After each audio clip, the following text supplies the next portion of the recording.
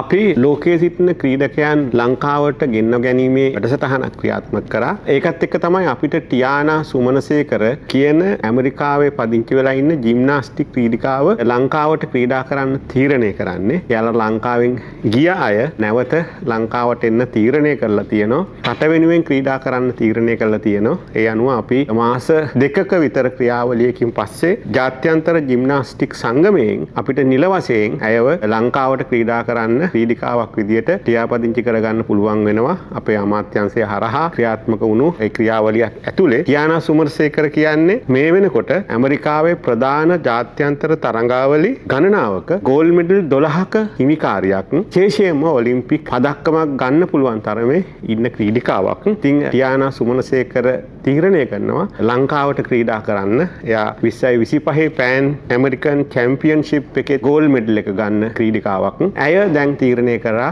ලංකාවට ක්‍රීඩා කරන්න. මෙතෙන් සිට ටියානා ලංකාවේ ක්‍රීඩිකාවක් විදියට ක්‍රීඩා අමාත්‍යාංශය යටතේ ක්‍රීඩා කරනවා. ඉතින් අපි ටියානාට සුබ පතනවා. ඒ වගේම ටියානාගේ දෙමව්පියන්ට අපි ස්තුතිවන්ත වෙනවා. ඔබේ දරුවා තමන්ගේ රටට නැවත ලබා දීම වෙනුවෙන් අපේ රටේ කීර්තිය ජයග්‍රහණය අත්පත් කර ගැනීම සඳහා අපි කියන්නේ ලෝකයේ පුරා විසිරී සිටින ලාංකීය ක්‍රීඩකයන්ට අපේ රටේ බිඳ වැටී තිබුණු දේශයේ බිඳ වැටී තිබුණු ක්‍රීඩාව නගා සිටවන්න ඔබට දායක වෙන්න පුළුවන්. අපි ඔබට ආරාධනා කරනවා ලෝකයේ පුරා විසිරී සිටින ලාංකීය ක්‍රීඩකයන්ට ඔබ විවිධ හේතු නිසා මේ රට අතෑරලා යන්න ඇති. විවිධ හේතු නිසා මේ රටට එන්න බැරි වෙන්න ඇති. අපි දැන් ඔබට ආරාධනා කරනවා ඔබ ලංකාවට එන්න. ඇවිල්ලා ඔබේ රට ඔබ ලාංකීය ජාතිය වෙනුවෙන් ක්‍රීඩා කරන්න.